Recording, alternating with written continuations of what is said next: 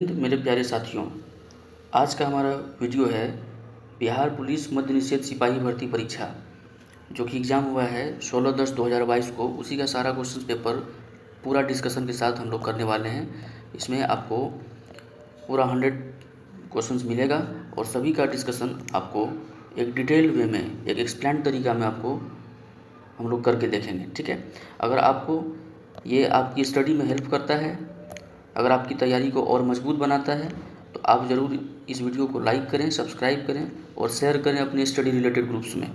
तो चलिए दोस्तों, आज का अपना पहला क्वेश्चन की ओर आगे बढ़ते हैं, ठीक है। आज का हमारा पहला क्वेश्चन है कि विश्व की सर्वाधिक औसत वर्षा कहाँ होती है। विश्व की सर्वाधिक औसत वर्षा कहाँ होती है, ठीक है। आपका ऑप्शन दे रखा है चेरापूंजी में, मासिनराम में, कोलकाता में या चेन्नई में। इसका सही उत्तर होगा मासिनराम में। सही उत्तर होगा उसका मासिनराम में। कहाँ है दोस्तों ये? मेघालय में है। कहाँ है दोस्तों ये? मेघालय में है। यहाँ पे वर्षा बहुत अधिक मात्रा में होती है। हालांकि अगर एवरेज रेनफॉल की बात करें, औसत वर्षा की बात करें, तो विश्व में सबसे ज़्यादा एवरेज रेनफॉल मासिनराम में देखने को मिलता है। मासिनराम से पहले चेरापूंजी था, तो कंफ्यूज ना होंगे, चेरापूंजी अभी गलत है, मासिनराम सही उत्तर होगा इसका। अगर अपन बात करें अपने देश के परिप्रेक्ष्य में, तो इंडिया में दोस्तों, भारत में मैक्सिमम वर्षा जो होती है, सर्वाधिक वर्षा जो होती है, वो दक्षिण पश्चिमी मानसून के कारण होती है। दक्षिण पश्चिम मानसून के कारण होती है, ठीक है दोस्तों। दक्षिण पश्चिम मानसून की वजह से भारत में सर्वाधिक वर्षा रिकॉर्ड की जाती है। दक्षिण पश्चिम मानसून, याद रखिएगा, दक्षिण पश्चिम मानसून की वजह से, क्योंकि हमारा जो इधर देखिएगा दोस्तों, अरब सागर है, ठीक है। यहाँ पे क्या है? अरब सागर है। तो ये जो मानसून है दोस्तों, ये इधर से आकर के आती है, पश्चिमी घाट से टकराती है और हमारे भारत में क्या होता है? वर्षा होता है। तो मैक्सिमम वर्षा जो रिकॉर्ड किया जाता है वो दक्षिण पश्चिमी मानसून की वजह से रिकॉर्ड किया जाता है। आगे बढ़ते हैं।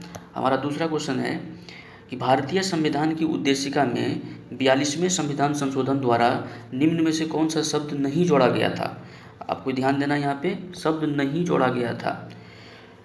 ऑप्शन ए है समाजवादी, ऑप्शन बी है पंथ निरपेक्ष, ऑप्शन सी है अखंडता, ऑप्शन डी है गणराज्य। तो जो नहीं जोड़ा गया था उसका सही उत्तर होगा दोस्तों ऑप्शन नंबर डी, गणराज्य, ठीक है।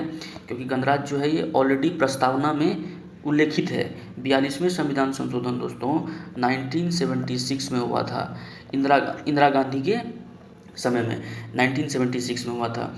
और ये जो 42वें संविधान संशोधन है दोस्तों, इसको भारतीय संविधान में मिनी संविधान का दर्जा दिया गया है। क्या दिया गया है? मिनी संविधान का दर्जा दिया गया है, क्योंकि इसमें बहुत सारे प्रावधान कर दिए गए थे, है ना। बहुत सारी चीज़ों को बदल दिया गया था, बहुत सारा और एक्स्ट्रा चीज़ों को इसमें एडप्ट कर दिया गया था, जिसको मिनी संविधान का दर्जा दिया गया है। इसको मिनी संविधान का दर्जा दिया गया है, ठीक है दोस्तों।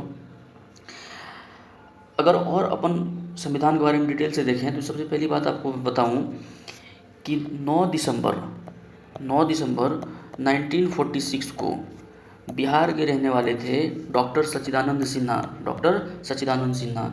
इनको संविधान सभा का अस्थायी अध्यक्ष चुना गया था। ध्यान दीजिएगा दोस्तों, अस्थायी बोल रहा हूँ, अस्थायी अध्यक्ष चुना गया था। किनको? डॉक्टर सच्चिदानंद सिन्हा को। पटना के रहने वाले थे, ठीक है, डॉक्टर सच्चिदानंद सिन्हा को। इनके जस्ट 2 दिन बाद 11 दिसंबर 1946 को डॉक्टर राजेंद्र प्रसाद को परमानेंट, मतलब अस्थाई, डॉक्टर सच्चिदानंद सिन्हा अस्थाई थे और राजेंद्र प्रसाद जी अस्थाई अध्यक्ष चुने गए संविधान सभा के। अस्थायी अध्यक्ष चुने गए कहाँ के? संविधान सभा के, ठीक है। अब इनके जस्ट 2 दिन बाद, दो दिन बढ़ रहे हैं दोस्तों, 9 दिसंबर, 11 दिसंबर, अब 13 दिसंबर। तो 13 दिसंबर 1946 को पंडित जवाहरलाल नेहरू साहब द्वारा संविधान सभा के समक्ष उद्देश्य प्रस्ताव पेश किया गया। उद्देश्य प्रस्ताव पेश किया गया। सबसे पहले सवाल ये बनता है कि उद्देश्य प्रस्ताव किसके द्वारा पेश किया गया। तो उद्देश्य प्रस्ताव पंडित जवाहरलाल नेहरू जी द्वारा पेश किया गया। और कब किया गया? तो 13 दिसंबर 1946 को। लेकिन दोस्तों ये उद्देश्य प्रस्ताव को संविधान सभा द्वारा स्वीकृति कब मिली? तो ये मिली 22 जनवरी 1947 को। एक एक चीज़ आप नोट डाउन करते रहेंगे दोस्तों, सभी इंपॉर्टेंट है बहुत ज़्यादा, ठीक है। फिर से मैं बता रहा हूँ कि उद्देश्य प्रस्ताव पंडित जवाहरलाल नेहरू जी द्वारा संविधान सभा में प्रस्तुत किया गया। कब किया गया? तो 13 दिसंबर 1946 को। और वो उद्देश्य प्रस्ताव को संविधान सभा द्वारा अधिकृत यानी स्वीकृति मिली। कब मिली? 22 जनवरी 1947 को मान लिया गया, ठीक है। 22 जनवरी 1947 को मान लिया गया। और एक और इम्पॉर्टेंट बात है दोस्तों कि एक है N.A. पालकी वाला, N.A. याद रखिएगा, N.A. पालकी वाला ने क्या कहा है? एक स्टेटमेंट दिया है। क्या दिया है कि उन्होंने कहा है कि प्रस्तावना को संविधान का परिचय पत्र कहा जा सकता है। प्रस्तावना को, ये जो उद्देश्य प्रस्ताव है ना दोस्तों, उसी को प्रस्तावना भी कहा जा सकता है, कहा जाता है। और N.A. पालकी वाला ने कहा है कि प्रस्तावना को संविधान का परिचय पत्र कहा जा सकता है। परिचय पत्र कहा जा सकता है।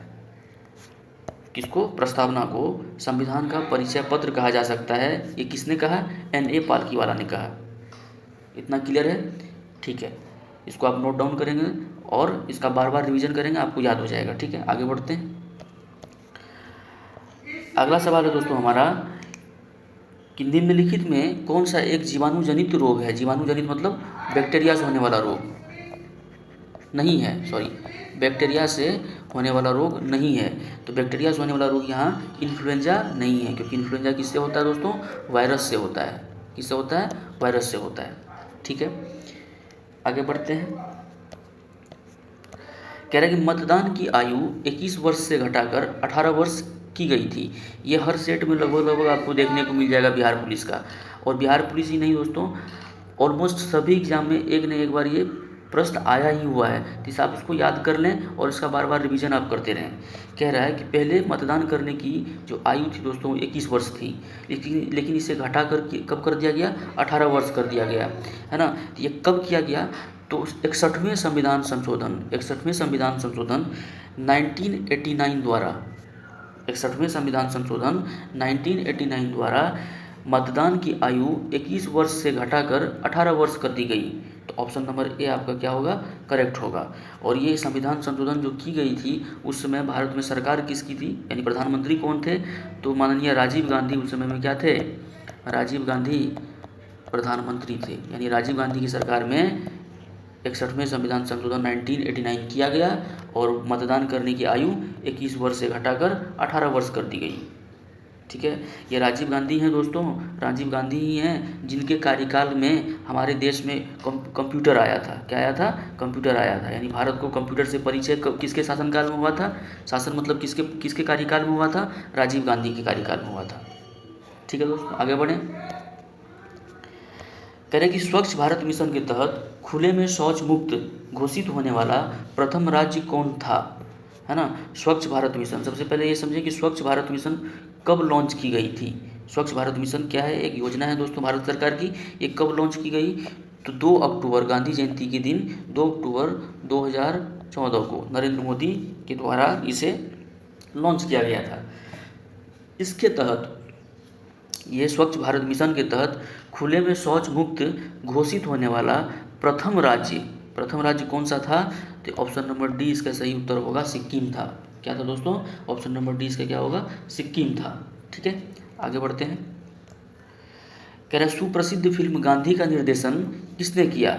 गांधी का निर्देशन किसने किया, ठीक है। आप ध्यान दीजिएगा प्रश्न पे, निर्देशन यहाँ पूछा है, किसने इसमें काम किया, एक्ट किया है, यानी इसका हीरो कौन था ये वगैरह नहीं पूछ रहा है। इसमें अभिनय किसने किया वो नहीं पूछ रहा है, इसमें निर्देशन किसने किया वो पूछ रहा है दोस्तों। इसका निर्देशन किया था रिचर्ड एटनबरो ने। किसने किया था? रिचर्ड एटनबरो ने, ठीक है। और ये गांधी फिल्म बनी कब थी दोस्तों? 1982 में। कब बनी थी? 1982 में। जिसका निर्देशन किसने किया था? रिचर्ड एटनबरो ने, ठीक है दोस्तों, है ना, रिचर्ड एटनबरो ने। और गांधी जी फिल्म में गांधी जी की भूमिका में, गांधी जी की, क्योंकि गांधी जी पे बना हुआ है ये, 1982 में बना है, इनकी भूमिका में, भूमिका का रोल, इनकी भूमिका में कौन थे, तो ये वेन किंग्सले, वेन किंग्सले इनकी भूमिका में थे।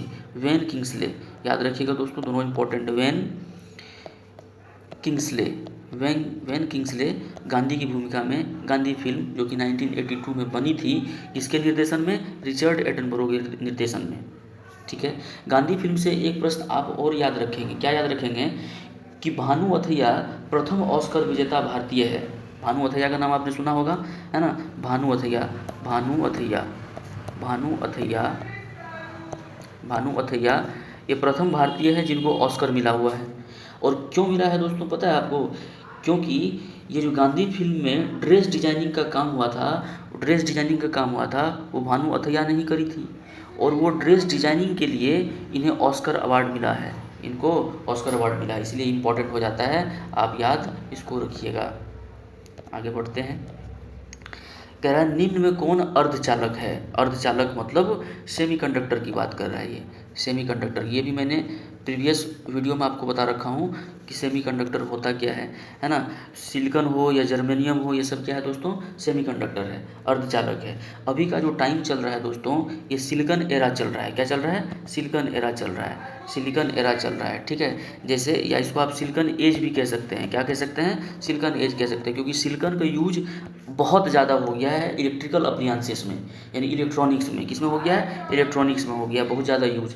आप हर चीज़ मोबाइल में, फ़ोन, टीवी में, टैबलेट में, कंप्यूटर में, जहाँ देखेंगे आप दोस्तों सिलिकॉन सर्किट आपको देखने को मिलेगा। इसीलिए अभी का जो वक्त चल रहा है वो सिलिकॉन एज कह सकते हैं। जैसे कि आप जानते हैं कि वैदिक एज जो हुआ था दोस्तों, वैदिक एज जो था बेसिकली वो क्या था, 1500 BC, 1500 BC से लेकर के 600 BC तक वैदिक एज चला था।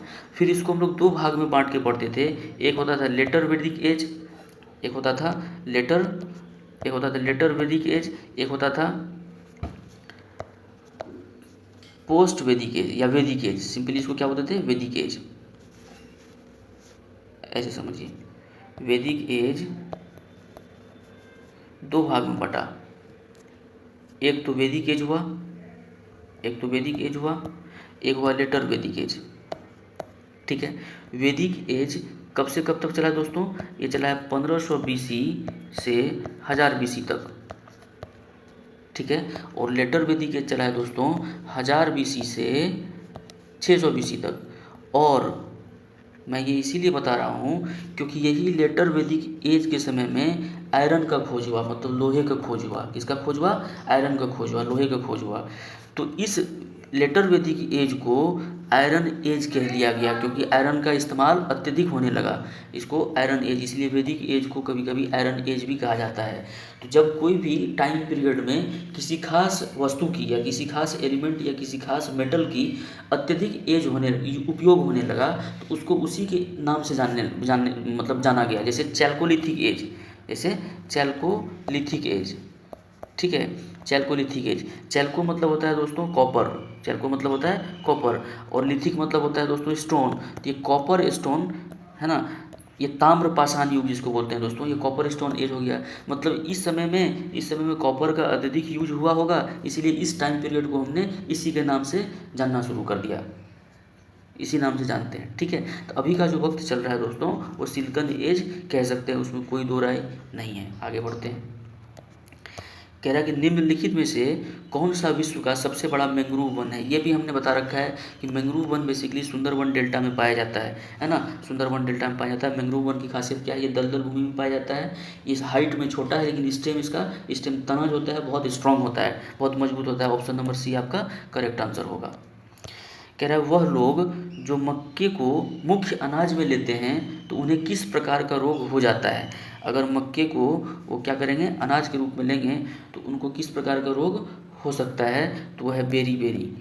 किस प्रकार का रोग, अगर आप सिर्फ मक्के का ही मुख्य अनाज के रूप में यूज करेंगे तो आपको बेरी हो जाएगा। बेरी आप जान रहे हैं दोस्तों, बेरी विटामिन बी की कमी से होता है। बी बोल दें या विटामिन B1 बोल दें, ये दोनों की इसकी कमी से, इसकी डिफिशियंसी से बेरी होता है। जिसमें क्या होता है, पैर के बीच में जो डिस्टेंस है पैर मुड़ जाता है, टेढ़ा हो जाता है, डिस्टेंस बढ़ जाता है। ठीक है, और विटामिन बी, ये B1 का जो रासायनिक नाम है ये भी मैंने बता रखा है दोस्तों, इसको बोलते हैं थायमीन। क्या बोलते हैं इसको? थायमीन। इसको क्या बोलते हैं? थायमीन। इसको बोलते हैं थायमीन। ठीक है, रासायनिक नाम ये भी याद रखिएगा आप। आगे बढ़ते हैं। कह रहा है कि निम्नलिखित में से किस ग्रह का कोई चंद्रमा नहीं है? कोई चंद्रमा मतलब उपग्रह नहीं है। कौन सा ग्रह है इसका उपग्रह नहीं है? अच्छा, कोई उपग्रह नहीं है। सबसे पहली बात तो इसका सही उत्तर होगा शुक्र ग्रह। देखिए, बुध हो, शुक्र हो, ये सबको खुद का चंद्रमा यानी खुद का उपग्रह नहीं है। ठीक है, शनि ग्रह का आपको पता है टाइटन है ना। और आपको बृहस्पति का पता है गैनीमेड, जो कि सबसे बड़ा उपग्रह है। ये अत्यधिक ठंडा ग्रह है। ठीक है दोस्तों, शुक्र ग्रह को सांझ या भोर का तारा भी कहा जाता है, क्योंकि शाम के टाइम में ये पृथ्वी से पश्चिम की ओर और सुबह के वक्त में ये पृथ्वी से पूर्व की ओर दिखाई पड़ता है। ठीक है, आगे बढ़ रहे हैं।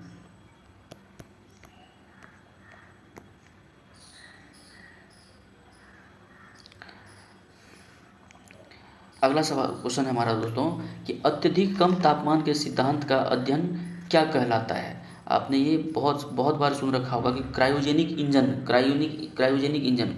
ठीक है, मतलब क्रायोजेनिक इंजन मतलब ऐसा इंजन जो कि कम हीट एंड टेम्परेचर पे भी काम कर जाए, उसको क्या बोलते हैं? Cryogenic engine. ठीक है, तो ये क्रायोजेनिक्स बोलते हैं इसको। कम यानी टेम्परेचर बहुत कम हो, लेकिन फिर भी वो मतलब उसके सिद्धांत को पढ़ने की जो अध्ययन करने की जो सिद्धांत है उसको हम लोग बोलते हैं क्रायोजेनिक्स। ऑप्शन नंबर ए आपका सही उत्तर होगा। कह रहा है कि प्रत्येक वर्ष 29 जून को डैश की जयंती के उपलक्ष्य में भारत का सांख्यिकी दिवस मनाया जाता है। बड़ा इंपॉर्टेंट सवाल है दोस्तों ये। यह PC Mahalanobis. Option number D आपका सही होगा। ये सांख्यिकी विद है हमारे देश के दोस्तों।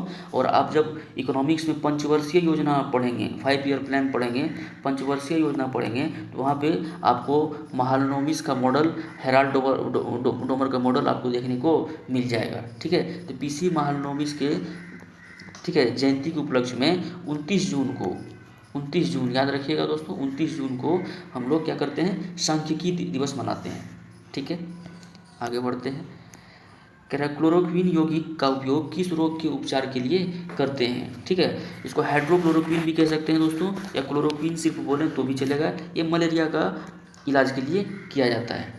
ठीक है, और मलेरिया में आप एक बात जानते होंगे क्या, कि सिनकोना का जो वृक्ष होता है ना, तो सिनकोना के वृक्ष का जो छाल होता है उसका भी उपयोग मलेरिया को इरेडिकेट करने में, मलेरिया रोग को दूर करने में किया जाता है। ऑप्शन नंबर डी आपका सही उत्तर हो जाएगा।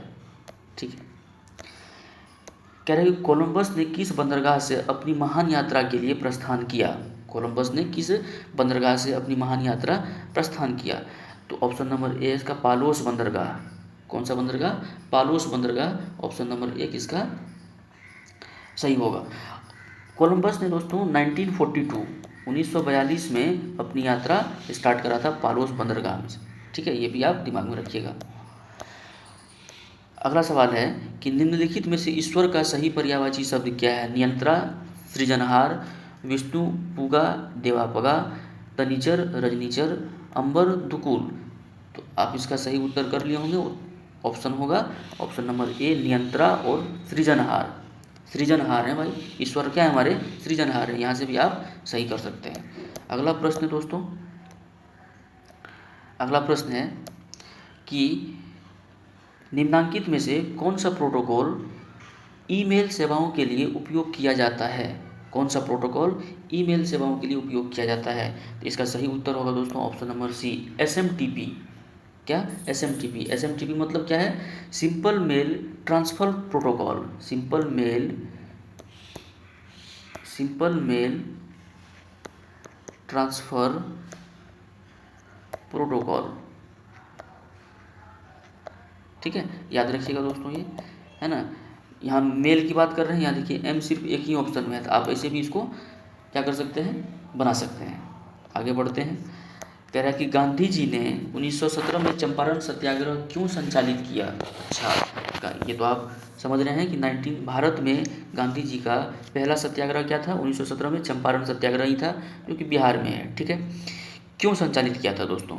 है ना, ब्रिटिश कानूनों के खिलाफ, दमनकारी नील बगान व्यवस्था के खिलाफ, महंगी बगान व्यवस्था के खिलाफ, मिल श्रमिकों के दमन के विरोध में।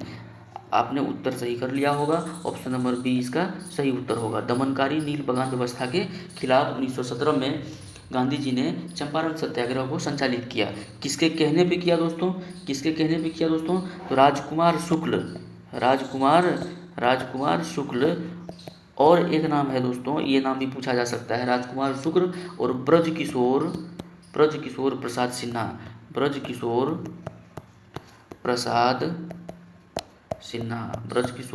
सिन्हा। ये दो लोग थे जिनके कहने पे गांधी जी ने 1917 में चंपारण सत्याग्रह संचालित किया था। और इसी के बाद गांधी जी को बापू का उपाधि भी दिया गया था रविंद्रनाथ टैगोर के द्वारा। अब ये नील की खेती क्यों ऐसा था दोस्तों कि इसके चलते ऐसा क्या खेती था इस बागान में, ऐसा क्या बागान था इसके चलते सत्याग्रह करना पड़ गया। बेसिकली हुआ क्या था दोस्तों कि अंग्रेज ने फिक्स कर दिया था कि 20 कट्ठे ज़मीन, 20 कट्ठा जो होता है ना दोस्तों, 20 कट्ठा 1 बीघा के बराबर होता है, 20 कट्ठा 1 बीघा के बराबर होता है। ठीक है, तो अंग्रेज ने ये फिक्स कर दिया था कि 20 कट्ठे ज़मीन पे 3 कट्ठे में नील की खेती को कंपलसरी कर दिया कि नील की खेती करना ही करना है। इसीलिए इसको 3 कठिया प्रथा भी बोला जाता है। इसको 3 कठिया प्रथा भी बोला जाता है। 3 कठिया प्रथा भी बोला जाता है क्यों? क्योंकि अंग्रेज ने ये कंपलसरी कर दिया कि अगर आपके पास 20 कट्ठे ज़मीन में आप खेती कर रहे हैं तो 3 कट्ठे ज़मीन में आप नील की खेती करेंगे ही करेंगे। तो नील का यूज क्या होता था? डाई में, कलर में यूज होता था दोस्तों, क्योंकि इंडस्ट्रियल रिवोल्यूशन इंग्लैंड में हो चुका था, है ना। तो वहाँ पे कपड़ों में कलर करने के लिए, इसका अलग अलग रंग बनाने के लिए नील का यूज होता था। अब नील जो था, नील का पौधा या पेड़ जो होता है दोस्तों, ये खेत के लिए, ये ज़मीन के लिए अच्छा नहीं होता है। क्यों? क्योंकि इसकी जो जड़ें होती है बहुत ही गहराई तक जाती है, और बहुत गहराई जाने से क्या होता है कि जो ग्राउंड वाटर है, जो कि पानी, जो ज़मीन के नीचे का पानी है, उसको ये बहुत जल्दी अवशोषित कर लेती है। इससे क्या होता है कि अगर बहुत दिनों तक एक खेत में नील की खेती किया जाए, अगर लगातार नील की खेती किया जाए तो ज़मीन को बंजर बना देती थी, और जिसके बाद किसानों को बहुत मुश्किल होता था अन्य फसल को उगाने में। इसीलिए इसके खिलाफ 1917 में चंपारण सत्याग्रह करना ही पड़ा राजकुमार शुक्ल और ब्रजकिशोर प्रसाद सिन्हा के कहने पे गांधी जी को। ठीक है, कह रहा है कि गांधी जी ने दांडी मार्च कहाँ से प्रारंभ किया। ये भी आपको लगभग हर सेट में आपको देखने को मिल जाएगा। गांधी जी ने दांडी मार्च कहाँ से प्रारंभ किया, तो आप इसको एक बार अच्छे से देख लेंगे, कभी नहीं भूलेंगे। बार बार इसको रिपीट करेंगे, रिवीजन करेंगे, आप कभी नहीं भूलेंगे। ये इंपॉर्टेंट सवाल है, हर एग्जाम में पूछा जाता है। तो दांडी मार्च देखिए क्या है। गांधी जी ने दांडी मार्च साबरमती आश्रम से प्रारंभ किया, ऑप्शन नंबर बी तो इसका सही उत्तर हो जाएगा। अब इसके बारे में कुछ जानते हैं। क्या जानते हैं कि 12 मार्च 1930 से गांधी जी ने साबरमती आश्रम से दांडी मार्च की शुरुआत की। यहाँ से 12 मार्च 1930 को गांधी जी ने साबरमती आश्रम गुजरात से दांडी मार्च की शुरुआत की। दांडी मार्च क्यों किया गया? तो नमक कानून को तोड़ने के लिए। क्योंकि अंग्रेज ने नमक पे टैक्स लगा दिया गया था, और गांधी जी का कहना था कि जो जरूरी अति आवश्यक चीज़ें हैं, उन पे टैक्स नहीं होना चाहिए। इसीलिए हम लोग खुद जा करके स्वदेशी तरीके से नमक बनाएंगे और उसका कंजप्शन करेंगे। 12 मार्च 1930 को गांधी जी अपने 78 सहयोगियों के साथ, यहाँ पे 2 तरह का प्रश्न पूछा जाता है दोस्तों। एक पूछा जाता है कि दांडी मार्च में गांधी जी के कितने सहयोगी थे, तो 78 आपका सही होगा। अगर ये पूछा जाएगा कि दांडी मार्च में कुल कितने लोग थे, तो 79 आपका सही होगा। क्यों? क्योंकि 78 तो सहयोगी थे प्लस 1 गांधी जी खुद थे, तो टोटल 79 लोग हुए। लेकिन आपसे अगर पूछे कि दांडी मार्च में कुल कितने सहयोगी थे, तो 78 थे। मतलब हुआ कि 12 मार्च 1930 को महात्मा गांधी जी ने साबरमती आश्रम से अपने 78 सहयोगियों के साथ दांडी मार्च आरंभ किया, और 6 अप्रैल 1930 को 1930 को क्या किया दोस्तों, ये दांडी पहुंच गए। मतलब ये जो दांडी मार्च था ये 6 अप्रैल 1930 तक चला। कब से कब तक चला? 12 मार्च 1930 से लेकर के 6 अप्रैल 1930 तक। ठीक है, उसके बाद वहाँ पहुँच के नमक कानून को तोड़ दिया। और ये दोस्तों जो था, ये जो यात्रा थी ये 24 दिनों तक चली। ये भी पूछता है सवाल, दांडी मार्च कितने दिनों की यात्रा थी? ये यात्रा 24 दिनों तक चली थी दोस्तों। कितने दिनों तक चली थी? अगर आपको डेट याद है तो 24 दिन आप खुद ही निकाल लेंगे, याद करने की ज़रूरत नहीं है। लेकिन आप बार बार देखेंगे तो ये सब चीज़ यूँ ही याद होना चाहिए दोस्तों, ठीक है। ये आपको एग्ज़ाम में बहुत हेल्प करता है। हो सकता है मान लो कि आपको डेट याद ना हो, सिर्फ 24 दिन ही याद हो, तो आप बहुत सारी चीज़ों को आप एग्जाम हॉल में, क्योंकि वहाँ प्रेशर बहुत ज़्यादा होता है ना, तो इस बात को आप समझ रहे होंगे। 24 दिनों की ये यात्रा थी और 384 यानी 384 किलोमीटर की ये डिस्टेंस था दोस्तों। यानी 384 किलोमीटर 24 दिनों में उन्होंने ट्रेवल करा था। कब से कब तक? 12 मार्च 1930 से 6 अप्रैल 1930 तक। और 6 अप्रैल 1930 को वहाँ पहुँच के सविनय अवज्ञा आंदोलन की शुरुआत हुई। क्या हुई? सविनय अवज्ञा आंदोलन की शुरुआत हुई। और 5 मार्च 1931 को गांधी इरविन समझौता होता है और गांधी जी अपने सविनय अवज्ञा आंदोलन को वापस ले लेते हैं। और 23 मार्च 1931 को ही भगत सिंह को फांसी दिया जाता है। ठीक है, ये सभी डेट इंपॉर्टेंट है, आप याद रखेंगे, ठीक है।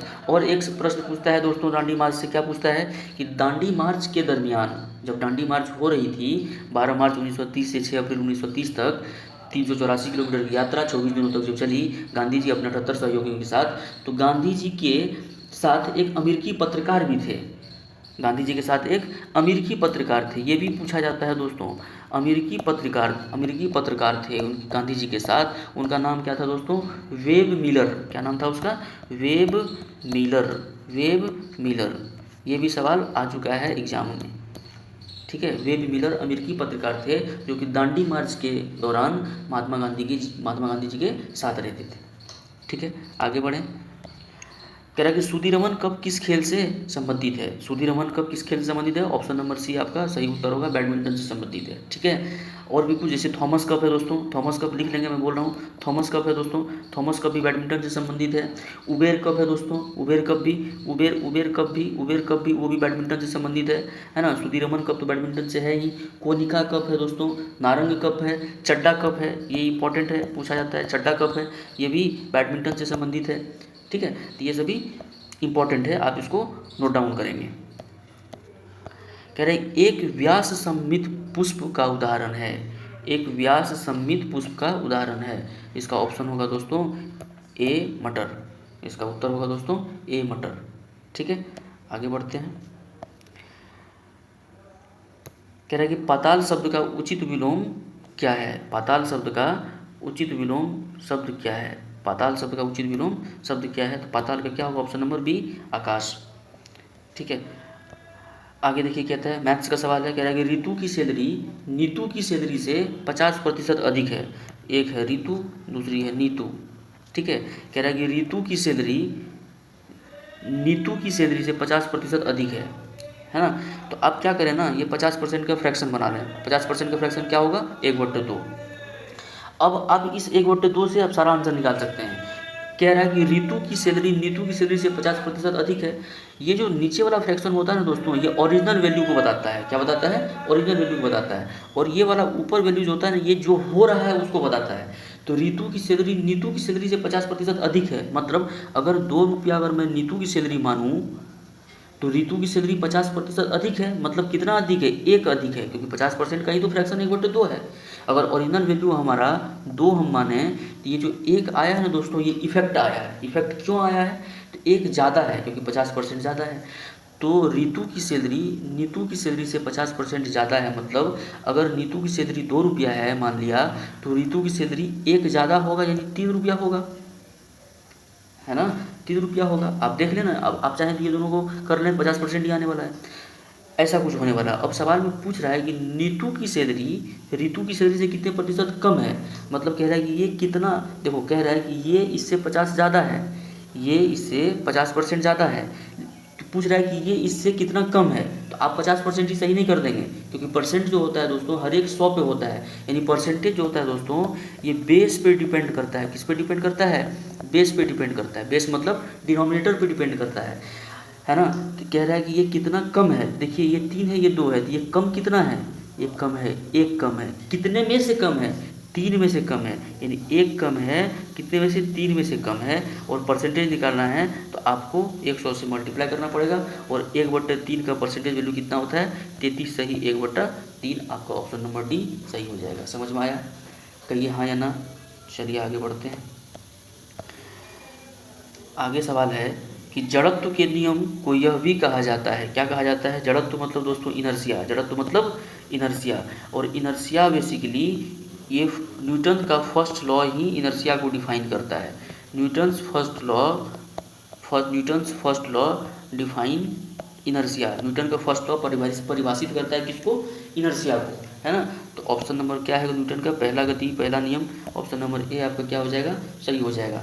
जड़त्व बेसिकली क्या होता है दोस्तों, इनर्शिया जो होता है एक हर एक ऑब्जेक्ट का एक बिहेवियर है, एक नेचर है दोस्तों, ये क्या है, एक नेचर है, स्वभाव होता है हर एक ऑब्जेक्ट का, वो जिस अवस्था में है ना उसी अवस्था में रहना पसंद करेगा, अनटिल एंड अनलेस, जब तक कि उस पर कोई बाह्य फोर्स एक्ट ना करे।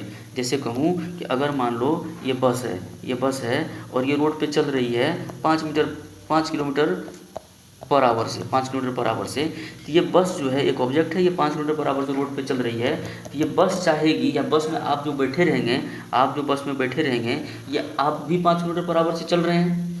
किसी स्टेशनरी, मान लो यहाँ पेड़ है ना, ये पेड़ के रिस्पेक्ट में 5 किलोमीटर पर आवर से बस भी जा रही है और आप भी जा रहे हैं, है ना, आप भी जा रहे हैं, तो आप मोशन में हैं, आप एक किसी स्टेशनरी ऑब्जेक्ट के रिस्पेक्ट में आप मोशन में हैं, तो आपकी जो स्वभाव होगी ना दोस्तों, वो चाहेगी कि हम मोशन में ही रहें। इसीलिए जब ये बस ब्रेक लगाती है तो आप आगे की ओर झुक जाते हैं, आप जब ये ब्रेक लगाती है तो आप आगे की ओर झुक जाते हैं। क्यों? क्योंकि आपका दिमाग, आपका स्वभाव रेस्ट में रहने का है नहीं, वो रहना है मोशन में। लेकिन बेसिकली हुआ क्या कि उन्होंने अचानक बस रेस्ट में आना चाहा तो आपने आगे झुक गया। या आप मान लो बस यहाँ पे खड़ी है, यहाँ पे नहीं चल रही, बस खड़ी है और आप बैठे हैं, तो बस भी रेस्ट में है और आप भी रेस्ट में हैं।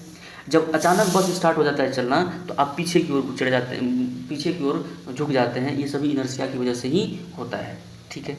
और एक बात इनर्शिया में आप याद रखिएगा दोस्तों, ये जो जड़त्व है ना, ये जड़त्व जो है दोस्तों, ये डायरेक्टली प्रोपोर्शनल होता है, समानुपाती होता है मास के, मतलब द्रव्यमान के। किसके? द्रव्यमान के समानुपाती, मतलब जिसका मास जितना ज़्यादा उसमें जड़त्व उतना ज़्यादा, जिसमें द्रव्यमान जितनी कम उसमें जड़त्व उतनी कम होगी, ठीक है। ये आप जरूर याद रखिएगा, ठीक है। आगे बढ़ते हैं। कह रहा है कि मानस टाइगर रिजर्व राज्य में स्थित है। सबसे पहले एक बात, ये मानस एक नदी भी है दोस्तों, मानस एक नदी है, भारत में मानस नदी है। कहाँ है? तो असम में है। और इसी मानस नदी की किनारे में, साइड में मानस टाइगर रिजर्व बनाया गया है। ऑब्वियस सी बात है, ऑप्शन नंबर डी असम होगा। कह रहा है कि सूक्ष्मजीवीय रोग का उदाहरण जिसका स्थानांतरण लैंगिक संपर्क से होता है ना, लैंगिक संपर्क से कारण सूक्ष्मजीवीय रोग होता है, उसका उदाहरण आपको बताना है। वो कौन सा होता है? तो सिफिलिस होता है। क्या होता है? सिफिलिस होता है। क्या होता है? सिफिलिस होता है, ठीक है। ऑप्शन नंबर बी आपका करेक्ट उत्तर होगा, ठीक है। कह रहा है विश्व स्वास्थ्य दिवस 2022 की थीम क्या थी? सबसे पहले ये देखिए कि विश्व स्वास्थ्य दिवस कब मनाया जाता है। तो विश्व स्वास्थ्य दिवस 7 अप्रैल को मनाया जाता है। क्यों? क्योंकि 7 अप्रैल 1945 को 7 अप्रैल 1945 को दोस्तों, सॉरी माफ़ कीजिएगा, 45 नहीं, 7 अप्रैल 1948 को WHO की स्थापना हुई थी, वर्ल्ड हेल्थ ऑर्गेनाइजेशन की। इसका हेड क्वार्टर जेनेवा में है। कहाँ है? जेनेवा में। जेनेवा कहाँ है? तो स्विट्जरलैंड में है, ठीक है। जेनेवा कहाँ है? स्विट्जरलैंड में, ठीक है दोस्तों।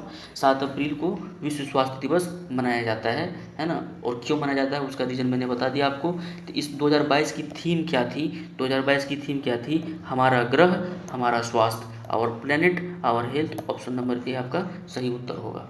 आगे बढ़ते हैं। कह रहा है कि सर्वप्रथम भूगोल शब्द का प्रयोग डैश के द्वारा किया गया था, है ना।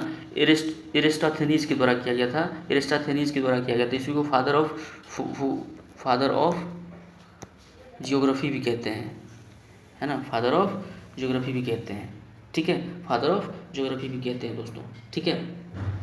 हालांकि अगर इस वाले ऑप्शन को देखें, अलेक्जेंडर वॉन हम्बोल्ट को, इसको बोलते हैं फादर ऑफ मॉडर्न ज्योग्राफी।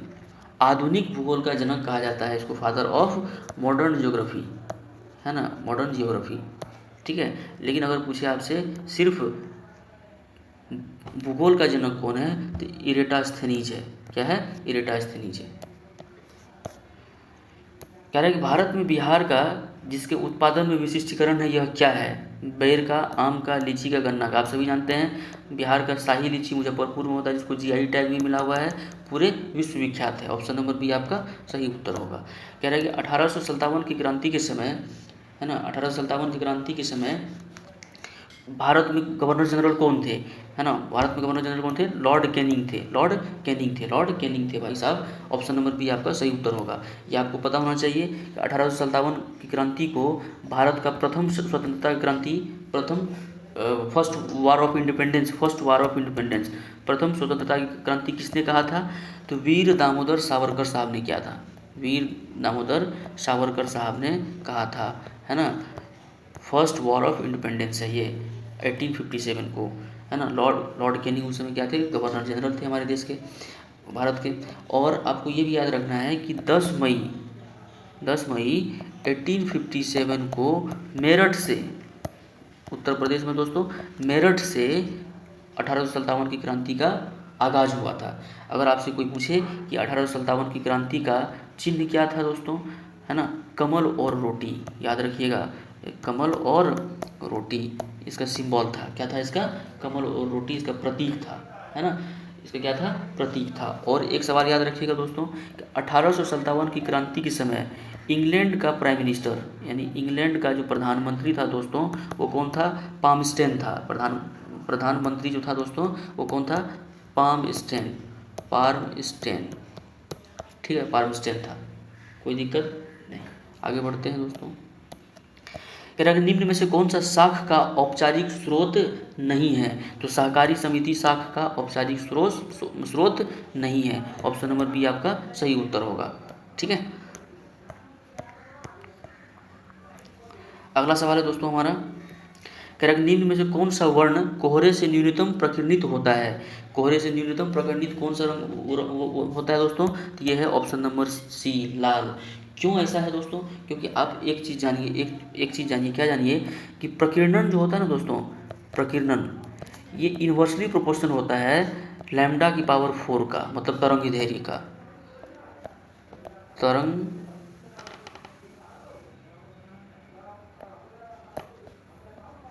तरंगदैर्घ्य का। ठीक है, यानी जिसका तरंगदैर्घ्य ज़्यादा होगा उसका प्रकीर्णन उतना कम होगा, जिसका तरंगदैर्घ्य कम होगा उसका प्रकीर्णन उतना ज़्यादा होगा। और आप बताइए कि लाल रंग का तरंगदैर्घ्य सबसे ज़्यादा होता है, इसीलिए लाल रंग का प्रकीर्णन क्या होगा? सबसे कम होगा। दैट्स वाई आप देखे होंगे कि बाइक हो, कार हो या फिर ट्रेन के पास हो, ट्रेन में हो, सबका इंडिकेटर जो है ना दोस्तों, इंडिकेटर लाइट जो होता है, दो जो मुँह निकाले रहता है, बाहर से थुथुर निकाले रहता है, वो इंडिकेटर जो है दोस्तों वो लाल कलर में दिया जाता है, ताकि वो क्या कर सके? प्रकीर्णन उसका कम हो सके और वो ज़्यादा दूरी तक दिखाई दे सके, है ना। क्योंकि कोहरे में क्या होता है? मोस्ट ऑफ द कलर जो है वो प्रकीर्णित हो जाती है, लेकिन लाल रंग क्योंकि इसका तरंगदैर्घ्य बहुत ज़्यादा होता है, इसलिए अगर तरंगदैर्घ्य ज़्यादा होगा तो प्रकीर्णन की क्षमता ऑटोमेटिकली कम हो जाएगी इस रिलेशन से, इसीलिए लाल रंग का उपयोग इंडिकेटर में भी यूज किया जाता है। कोई दिक्कत? आगे बढ़ें, चलिए बढ़ते हैं। कह रहे हैं कि 50 miles dash a long distance. अब देखिए यहाँ पे क्या है, 50 माइल्स जो है ना दोस्तों, कहीं आपको 20 किलोमीटर मिल जाए, कहीं आपको 50 माइल्स मिल जाए, 20 माइल्स मिल जाए, ये एक यूनिट को दर्शाता है। किसको दर्शाता है? एक यूनिट को। ये नहीं कि आप 20 यहाँ, क्योंकि यहाँ 50 है ना, 50 है और यहाँ माइल्स एस लगा हुआ है, तो आप इसको प्लूरल मान के यहाँ पे प्लूरल हेल्पिंग वर्ब नहीं लगा देंगे।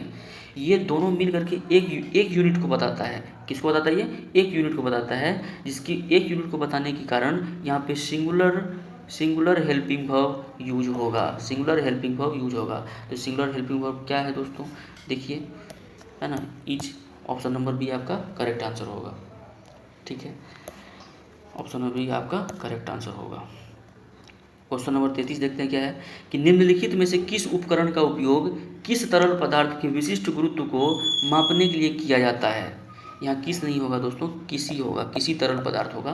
किसी तरल पदार्थ के विशिष्ट गुरुत्व को मापने के लिए किया जाता है हाइड्रोमीटर। तरल पदार्थ से आप पकड़िए, तरल पदार्थ मतलब लिक्विड है ना, लिक्विड, वहाँ से हाइड्रोमीटर की विशिष्ट गुरुत्व को है ना, स्पेसिफिक ग्रेविटी को मापने के लिए हाइड्रोमीटर का उपयोग किया जाता है। प्रेशर को मापने के लिए बैरोमीटर का यूज किया जाता है। आगे बढ़ें।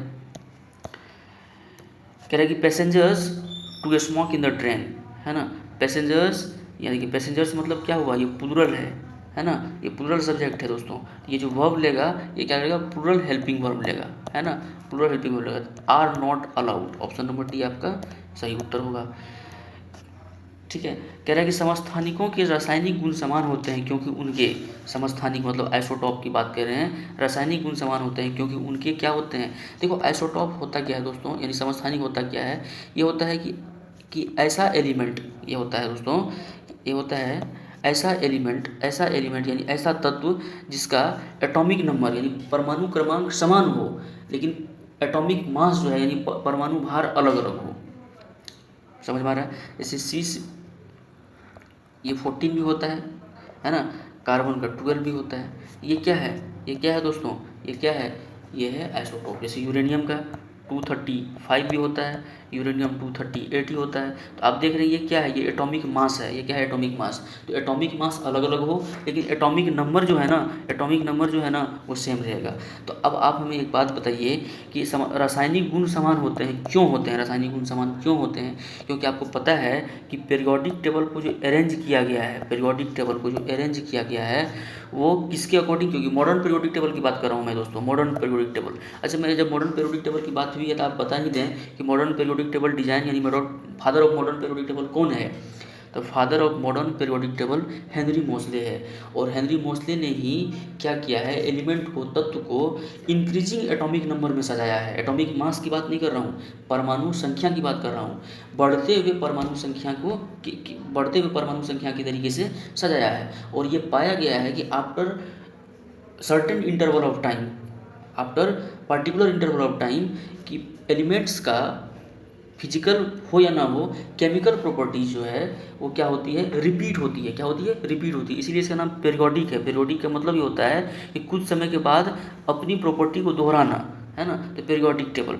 तो इसका मतलब हुआ दोस्तों कि समस्थानिकों मतलब इसका एटॉमिक नंबर तो सेम है, रासायनिक गुण भी समान होते हैं क्योंकि इसके परमाणु क्रमांक समान होते हैं। अगर परमाणु क्रमांक समान नहीं होते दोस्तों तो रासायनिक गुण समान नहीं होते, अलग अलग हो जाते, क्योंकि पीरियोडिक टेबल में जो सजाया गया है तत्व को वो बढ़ते हुए परमाणु क्रमांक के तौर पे सजाया गया है। मॉडर्न पीरियोडिक टेबल का जो जनक है वो हेनरी मोसले को कहते हैं। लेकिन सिर्फ पीरियोडिक टेबल का जनक तुमसे पूछ ले कोई तो आप कहोगे मेंडलीफ साहब। कौन, मेंडलीफ साहब। आगे बढ़ें। और मेंडलीफ ने क्या किया था दोस्तों, याद है, मेंडलीफ ने जो एलिमेंट्स को सजाया था वो इंक्रीजिंग एटॉमिक मास पे सजाया था और वो उसमें बहुत सारे ड्रॉबैक्स, खामियां आ गई थी। ठीक है, उसी को दूर किया है किसने, हेनरी मोसले ने। कह रहा है कि गांधी सागर बांध किस नदी पर स्थित है। गांधी सागर बांध चंबल नदी पर स्थित है दोस्तों, ऑप्शन नंबर बी है। इसी चंबल नदी पे दोस्तों राणा प्रताप सागर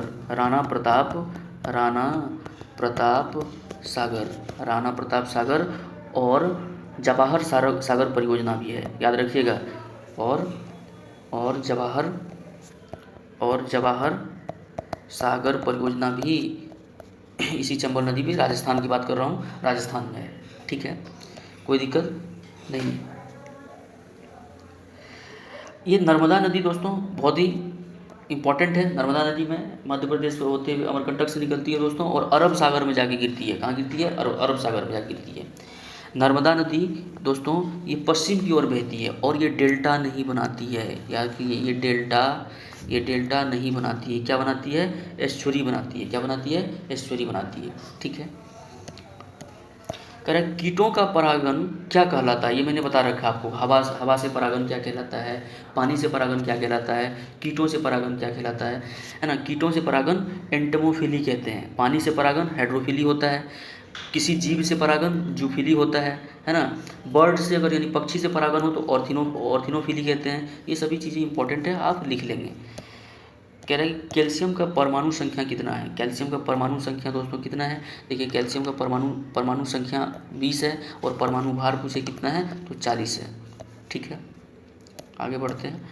कह रहा है कि एक चतुर्भुज का कोण 3:5:9:13 के अनुपात में है तो चतुर्भुज के सभी कोण हैं। बड़ा आसान है दोस्तों, है ना, 3, 5, 9 और 13 है। तो आपका मन करे तो चतुर्भुज का सब एंगल का सम कितना होता है, सभी एंगल का योग कितना, 360 डिग्री। तो आप इसको 3x मान लें, इसको 5x मान लें, इसको 9x मान लें और इसको 13x मान लें और सबको जोड़ करके 360 डिग्री होना चाहिए। तो जोड़ेंगे कितना आएगा, 5 3 8 9 8 17 17 13 30, यानी 30x का वैल्यू हो जाएगा 360 डिग्री। आप काटेंगे तो यहाँ से कितना आ जाएगा, सॉरी x नहीं कटेगा, 0 0 कटेगा, ये 12 आ गया, यानी x का वैल्यू आ गया 12, x का वैल्यू आ गया 12। अब x का वैल्यू जैसे ही 12 आएगा आप एंगल पर रखेंगे आपका आंसर आ जाएगा, यानी 3x का वैल्यू कितना आएगा, x का वैल्यू 12 यानी 36 डिग्री।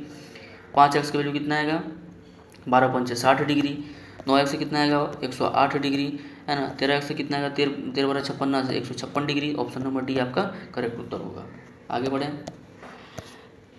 कह रहे कि खाद्य श्रृंखला का प्रथम पोषण स्तर निर्मित होता है। खाद्य श्रृंखला का प्रथम पोषण स्तर निर्मित होता है, किससे निर्मित होता है दोस्तों, ये होता है उत्पादक द्वारा। ऑप्शन नंबर ए आपका करेक्ट होगा। आगे बढ़ते हैं। कह रहा है कि निम्नलिखित में से कौन सा इमल्सन का उदाहरण है। इमल्सन का उदाहरण दोस्तों दूध है। याद रखिए दूध इमल्सन रट जाइए, इसको बहुत इंपॉर्टेंट है दोस्तों। इमल्सन जो है वो दूध का इमल्सन जो है दूध जो है इमल्सन का उदाहरण है। दूध इमल्सन ऐसे देखते हैं नहीं दोस्तों, इमल्सन, है ना। ऐसे देखते होंगे दोस्तों कि मिल्क ब्लीचिंग होता है। क्या होता है, एक मिल्क ब्लीचिंग होता है ना, मिल्क ब्लीचिंग होता है। आप जानते होंगे महिलाएं वगैरह कराती हैं, यानी दूध से चेहरा को साफ किया जाता है, मतलब मलते हैं। याद रखिए मलने से इमल्सन, यानी दूध से आप चेहरा मलेंगे तो एकदम गोरे गोरे हो जाएंगे, कश्मीर की कली जैसा। तो इमल्सन मतलब मलते हैं, तो दूध से आप याद रखिएगा दूध एक इमल्सन है। आगे बढ़ें। कह रहा है कि विश्व मधुमेह दिवस कब मनाया जाता है। मधुमेह मतलब डायबिटीज मतलब जब शुगर लेवल बढ़ जाता है। और शुगर लेवल कब बढ़ेगा आपका, जब आप मीठा चीज़ बहुत ज़्यादा खा लेंगे। और याद करिए बाल दिवस चिल्ड्रंस डे कब होता है, 14 नवंबर। 14 नवंबर को क्या होता है, चिल्ड्रंस डे। और चिल्ड्रंस डे में टीचर लोग बच्चे लोगों को क्या करते हैं, खूब सारा चॉकलेट खिलाते हैं। और खूब चॉकलेट खिलाते हैं तो उसका खून हो जाता है मीठा। और जब वो बूढ़े होते हैं तो उनको मधुमेह हो जाता है। मतलब ये याद करने का तरीका है दोस्तों सिर्फ, है ना, कि टीचर्स इस बाल दिवस में चॉकलेट खाया और हो गया मधुमेह, यानी विश्व मधुमेह दिवस 14 नवंबर को मनाया जाता है।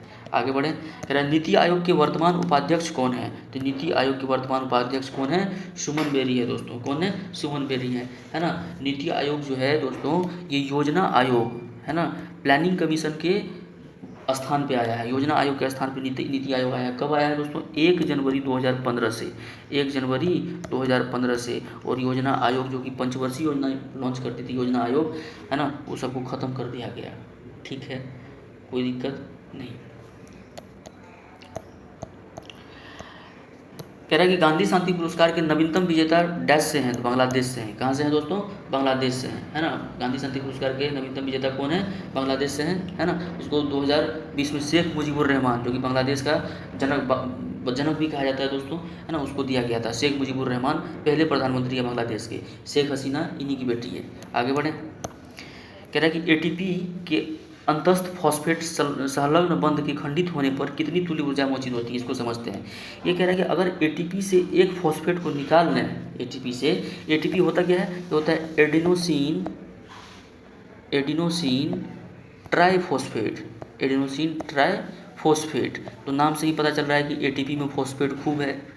तो अगर कह रहा है कि ATP से आप अगर एक फॉस्फेट अगर निकाल लें, मतलब ATP में से अगर आप एक फॉस्फेट को निकाल लेते हैं तो आपको कितनी ऊर्जा मिलती है। सबसे पहली बात कि ATP एडिनोसिन ट्राइफॉस्फेट से अगर आप एक फॉस्फेट निकालते हैं तो आपको ADP मिलता है। ADP क्या है, यह है ट्राई था, एक निकाल दिए तो बचा कितना, डाई मतलब 2, एडिनोसिन डाइफॉस्फेट। और आपको एनर्जी मिलती है, कितना मिलती है पता है दोस्तों, 30.5 किलो जूल पर मोल। 30.5 किलो जूल पर मोल आपको एनर्जी मिलती है। ठीक है, 30.5 याद रखिएगा। ये ATP से एक फॉस्फेट निकालते हैं तो ADP यानी एडिनोसिन डाइफॉस्फेट मिलता है। और साथ ही 30.5 किलो जूल पर मोल जो है एनर्जी हमें मिलती है। आगे बढ़ें। कह रहा है कि केंद्रीय तंत्रिका तंत्र निर्मित होता है, केंद्रीय तंत्रिका तंत्र निर्मित होता है कहाँ पे, मस्तिष्क और मेरुरज्जु में, मस्तिष्क व मेरुरज्जु के द्वारा केंद्रीय तंत्रिका तंत्र निर्मित होता है। ठीक है, स्पाइनल कॉर्ड है दोस्तों और ये ब्रेन है, ब्रेन और स्पाइनल कॉर्ड मिल करके सेंट्रल नर्वस सिस्टम बनाता है, इसको बोलते हैं सेंट्रल नर्वस सिस्टम। ठीक है, एक होता है सेंट्रल नर्वस सिस्टम, एक पेरिफेरल नर्वस सिस्टम, है ना। ये सेंट्रल नर्वस सिस्टम की बात कर रहा था। कह रहा है कि निम्न में से कौन सी समिति चुनाव सुधारों से संबंधित नहीं थे, चुनाव सुधारों से संबंधित नहीं थे। इंपॉर्टेंट क्वेश्चन है दोस्तों, कौन सी समिति जो थे वो चुनाव सुधारों से संबंधित नहीं थे। ये जो थुंगन समिति है ना दोस्तों, थुंगन समिति, ये पंचायती राज से संबंधित है। थुंगन समिति क्या है दोस्तों, पंचायती राज से संबंधित है। थुंगन समिति क्या है दोस्तों, पंचायती राज से संबंधित है। ऑप्शन नंबर बी आपका सही होगा। तारागुंडे समिति, दिनेश गोस्वामी समिति, इंद्रजीत गुप्ता समिति, ये सभी चुनाव सुधार समिति से जुड़े हुए हैं। आगे बढ़ें, याद रखिएगा थुंगन समिति। कह रहा है कि INS विराट हाल ही में खबरों में था, वह एक है, क्या है INS विराट, क्या है। INS विराट एक विमान वाहक पोत है दोस्तों, ये अपने साथ विमान को लेके जा सकता है, विमान वाहक पोत है ना। INS विराट एक विमान वाहक पोत है दोस्तों। ठीक है, INS विराट को दोस्तों 1987 में ग्रहण किया गया था। कब किया गया था, 1987 में इसको 1987 में इसको ग्रहण किया था। ये खबरों में क्यों है दोस्तों, खबरों में क्यों था, खबरों में इसीलिए था क्योंकि INS विराट को 2017 में सेवा से मुक्त कर दिया गया, मतलब इसको रिटायर कर दिया गया। कोई दिक्कत, आगे बढ़ें, चलिए ठीक। अगला सवाल है हमारा, काल बैसाखी चलती है, काल बैसाखी चलती है पश्चिम बंगाल में, काल बैसाखी चलती है पश्चिम बंगाल में। लू का ही गर्मी के दिनों में चलने वाली हवाएं हैं दोस्तों, है ना। काल बैसाखी कहाँ चलती है, पश्चिम बंगाल में। कहता है कि कायिक प्रवर्धन का लाभ यह है, कायिक प्रवर्धन का लाभ यह है कि इस प्रकार उत्पन्न सभी पौधे होते हैं, देखिए जेनेटिकली सेम होते हैं। कायिक प्रवर्धन का लाभ यह होता है कि इस प्रकार से उत्पन्न पौधे क्या होते हैं, जेनेटिकली सेम होते हैं, जेनेटिकली सेम होते हैं। ठीक है, जेनेटिकली सेम होते हैं, यानी आनुवांशिक रूप से समान होते हैं। ऑप्शन नंबर बी आपका क्या हो जाएगा, आनुवांशिक रूप से समान होते हैं, आनुवांशिक रूप से समान होते हैं। ऑप्शन नंबर बी आपका सही उत्तर होगा। आगे बढ़ते हैं। कह रहा है कि असहयोग आंदोलन वापस लेने के पश्चात किसने स्वराज पार्टी का गठन किया था।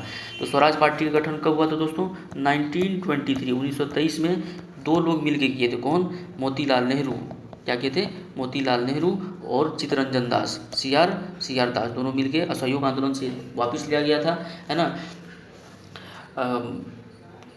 असहयोग आंदोलन वापस लिया गया था दोस्तों। तो असहयोग आंदोलन वापस लेने से ये नाराज़ थे, है ना, ये इनको मतभेद हो गया था कांग्रेस से, इसीलिए कांग्रेस से हट करके स्वराज पार्टी का इन्होंने गठन किया था 1923 में, दोनों मिल करके। ठीक है, और ये स्वराज पार्टी में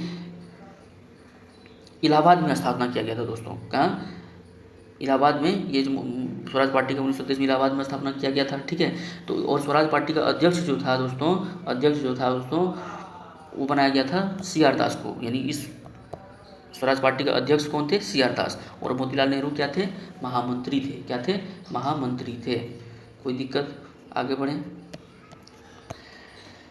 कह रहा है कि he has been waiting here dash 6 o'clock। यहाँ पे दो तरह होता है, आप सिंस और फोर का यूज समझिए, सिंस और फोर का यूज समझिए। सिंस का यूज दोस्तों पॉइंट ऑफ टाइम के लिए किया जाता है, पॉइंट ऑफ टाइम के लिए किया जाता है, और फॉर का यूज दोस्तों पीरियड ऑफ टाइम के लिए किया जाता है। ठीक है, सिंस का यूज कहाँ करते हैं, जैसे कि 6 PM, 2 PM, 6 o'clock, ये पॉइंट ऑफ टाइम है, किसी टाइम का पॉइंट को बताता है। अगर एक पीरियड ऑफ टाइम हो, एक अंतराल हो समय का, तो उसमें फोर का यूज हम लोग करते हैं। तो यहाँ पे क्या है, 6 o'clock एक पॉइंट ऑफ टाइम है। यहाँ पे ऑप्शन नंबर डी आपका क्या होगा, सही होगा। आगे बढ़ें। कहता है साइनोबैक्टीरिया द्वारा माइकोप्लाज्मा किस समूह के उदाहरण हैं, किस समूह के उदाहरण है, ये मोनेरा है ना, मोनेरा, प्रोटिस्टा, फंजाई, एल्गी, ये सब पढ़े होंगे ना, तो मोनेरा का ये क्या है, उदाहरण है समूह का। ठीक है, आगे बढ़ें। अरे किस संगठन ने मेरी सहेली नामक पहल प्रारंभ किया, किस संगठन ने मेरी सहेली नामक पहल प्रारंभ किया, भारतीय रेलवे ने किया था। इंपॉर्टेंट जरूरी नहीं है क्योंकि उस समय करंट का सवाल था। ठीक है, अभी के लिए बहुत जरूरी है नहीं है। कह रहा है कि बिहार विधानसभा में सीटों की संख्या कितनी है, मैंने बता रखा है दोस्तों, बिहार विधानसभा में सीटों की संख्या कितनी है, ऑप्शन नंबर ए होगा 243 में। ठीक है दोस्तों। बिहार में लोकसभा की सीटें कितनी हैं? लोकसभा की सीटें कितनी है बिहार में? लोकसभा की सीटें हैं 40 और राज्यसभा की सीटें कितनी है दोस्तों? राज्यसभा की सीटें हैं 16। ठीक है। अच्छा, विधान अनुच्छेद में विधानसभा का जो प्रावधान है किस अनुच्छेद में किया गया है संविधान में? बता सकते हैं क्या? किस संविधान में विधानसभा का किस अनुच्छेद में किस अनुच्छेद के तहत विधानसभा का उल्लेख किया गया हमारे संविधान में? तो वह है अनुच्छेद 170 और विधान परिषद 169। ठीक है, अनुच्छेद। आगे बढ़ते हैं। कह रहा है स्ट्रॉन्ग का आपको सिनोनिम्स बताना है। क्या बताना है? स्ट्रॉन्ग का सिनोनिम्स बताना है। स्ट्रॉन्ग का सिनोनिम्स बताना है आपको। स्ट्रॉन्ग का सिनोनिम बताना है। स्ट्रॉन्ग का सिनोनिम क्या होता है? स्टडी मतलब होता है मजबूत। ऑप्शन नंबर ए आप याद रखेंगे। कह रहा है कि फसलें जिन्हें कम शीत ऋतु में उगाते हैं नवंबर से अप्रैल कहलाती है, जिसको हम शीत ऋतु में उगाते हैं। मैंने इसका ट्रिक बताया था आपको याद रखने का। शीत ऋतु मतलब ठंड ऋतु, है ना, ठंड के समय में मैंने बताया था कि रवि जो है ना बहुत ठंडा है। रवि क्या है? बहुत ठंडा इंसान है। टेंशन बताया था, ट्रिक है याद करने को।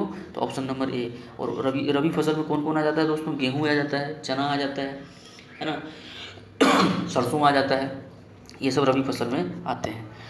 कह रहे कौन सा तत्व सोलर सेल को बनाने के लिए मुख्य कप में उपयोग किया जाता है ना? तो इसका क्या हो जाएगा दोस्तों? सिलिकॉन। मैंने ये भी क्वेश्चन प्रीवियस ईयर में पूछा, मतलब पहले वाले सेट में करा रखा है कि सोलर सेल में सिलिकॉन एक सेमीकंडक्टर है ना, अर्धचालक है। कह रहे गांधी जी के अनुसार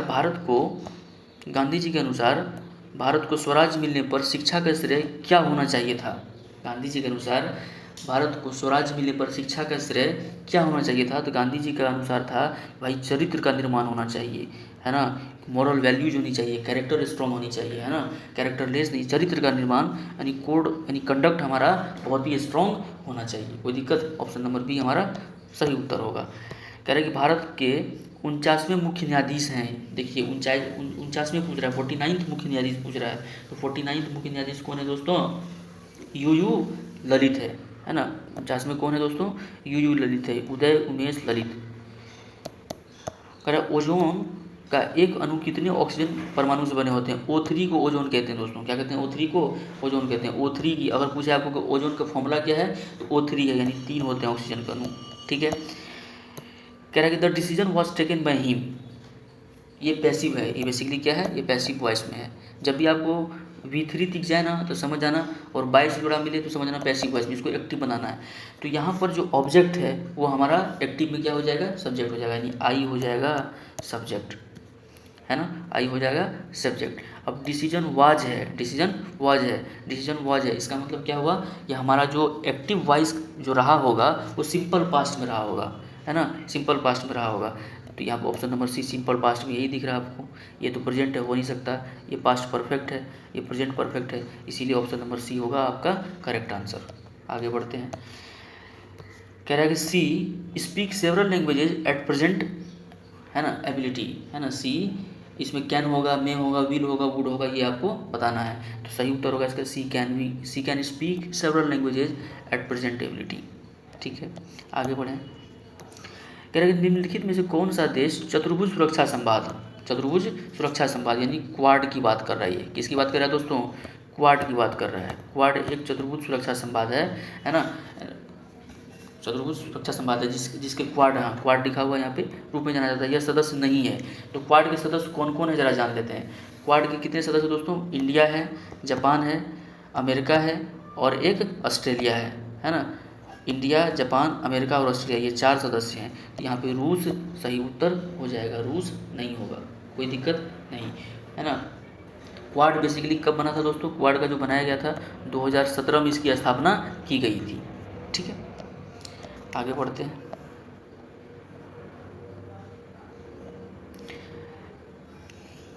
कह रहा है बायोगैस का मुख्य घटक है। बायोगैस का मुख्य घटक क्या है? तो बायोगैस का मुख्य घटक क्या है दोस्तों?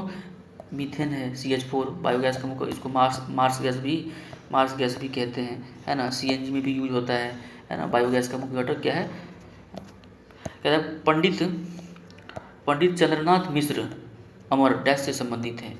पंडित चंद्रनाथ मिश्र अमर साहित्य से संबंधित थे दोस्तों। इससे संबंधित थे, साहित्य से संबंधित थे। आगे बढ़ते हैं। कहता है कि एक धनराशि चक्रवृद्धि ब्याज की दर से 6 वर्षों में स्वयं की दुगुनी हो जाती है। 6 वर्षों में, यानी 6 वर्षों में इसको ऐसे बनाएंगे, मैंने ये कल बनाने के लिए सिखाया भी था कि 6 × 1 ईयर्स में, 6 वर्षों में ये स्वयं की दुगुनी हो जाती है ना, स्वयं की दुगुनी हो जाती है। ठीक है, स्वयं की दुगुनी हो जाती है, यानी 2 टाइम्स हो जाती है, 2⁻1। दुगुनी मतलब इतने टाइम्स हो जाती है, कोई दिक्कत नहीं। अब कह रहा है कि कितने वर्षों में वो 8 गुनी हो जाएगी, मतलब ये 2⁻3 कितने टाइम्स में हो जाएगी, है ना। तो इसका मतलब 6 × यहाँ 3 ईयर्स करना पड़ेगा, तब नहीं यहाँ 2⁻3 आएगा दोस्तों, क्योंकि 6 × 1 ईयर था तो 2⁻1 आया। अब ये इतने टाइम आपको बोल रखा है कि 2⁻3, क्योंकि 8 गुना बोल रहा है ना, तो 8 गुना कितने में हो जाएगा, 6 × 3 ईयर्स में, यानी ऑप्शन नंबर बी आपका 18 साल में हो जाएगा, कोई दिक्कत नहीं। कह रहा है कि वनस्पति तेल में साधारणतः होती है, वनस्पति तेल में क्या होती है दोस्तों, अनसेचुरेटेड होता है। कौन, वनस्पति तेल। इसमें क्या होती है, एक लॉन्ग चेन होता है कार्बन का यानी अनसेचुरेटेड कार्बन का एक लंबी चेन यानी लंबी श्रृंखला होती है, वह है वनस्पति तेल।